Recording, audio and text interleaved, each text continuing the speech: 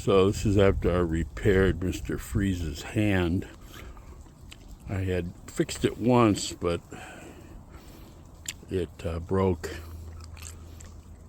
So that's why I had him where you couldn't see his hand. And I also added this effect.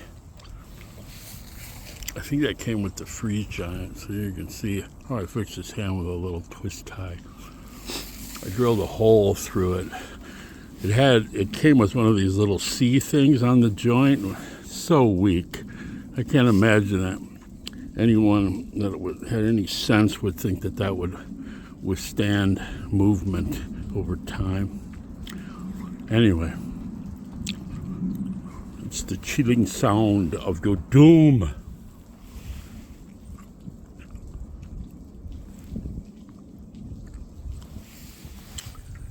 I'm out.